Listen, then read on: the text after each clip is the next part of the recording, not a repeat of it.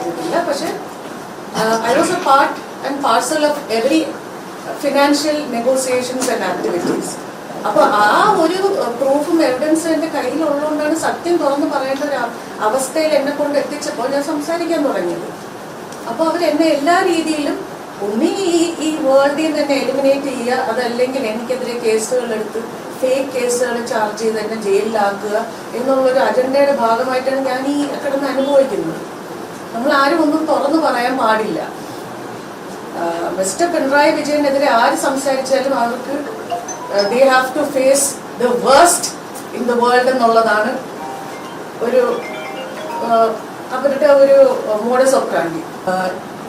എത്ര അധികം ഫേക്ക് കേസാണ് മിസ്റ്റർ പിണറായി വിജയൻ എനിക്കെതിരെ എടുത്തിരിക്കുന്നതെന്നറിയാം. ഒരു കള്ള കേസിന്റെ പേരിലാണ് ഞാനിപ്പോൾ ബെയിൽ എക്സിക്യൂട്ട് ചെയ്യാൻ വന്നിരിക്കുന്നത്. കണ്ണൂർ മുതൽ ട്രിവാൻഡ്രം വരെ numerous cases have been charged against me based on no grounds. They confiscated my phone, they took away all the proof, and then they booked a forgery case against me. ഇങ്ങനെയാണെങ്കിൽ ഒരു common person അല്ലെങ്കിൽ ഒരു common human being ഈ കേരളത്തിൽ എങ്ങനെ survive ചെയ്യും? സത്യം വിളിച്ചു പറഞ്ഞതിന്റെ പേരിലാണ് ഞാനിപ്പോ corner to corner, court to court, police station to police station ഓടിക്കൊണ്ടിരിക്കുന്നത്. അപ്പൊ സത്യത്തിന് ഇവിടെ വിലയില്ലേ? This is what I want to ask. ഈ മുഖ്യമന്ത്രി അധികാരത്തിൽ നിന്ന് പോയതുകൊണ്ടാണ് ഇപ്പോൾ കേരളത്തിലേക്ക് മടങ്ങിയത്? 100% അത് തന്നെയാണ്. ബിക്കോസ് ഇനിയിപ്പോ പോസിബിലിറ്റീസ് ഉണ്ട്, ഇവിടെ സർവൈവ് ചെയ്യാൻ പറ്റും, നമ്മളൊക്കെ സേഫ് ആണെന്നുള്ളൊരു വിശ്വാസത്തിന്റെ പേരിലാണ് തിരിച്ചു വന്നിരിക്കുന്നത്.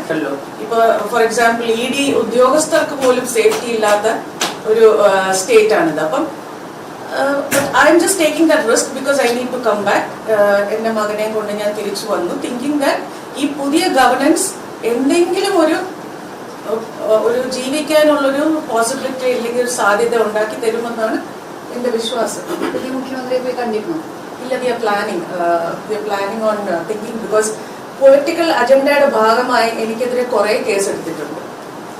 നോട്ട് ദി എക്കണോമിക് ഒഫൻസസ്, അത് കൂടാതെ സത്യങ്ങൾ വിളിച്ചു പറഞ്ഞതിന്റെ പേരിൽ ഒരുപാട് കേസ് എടുത്തിട്ടുള്ളതുകൊണ്ട് I want to go and meet the home affairs minister as well as the chief minister.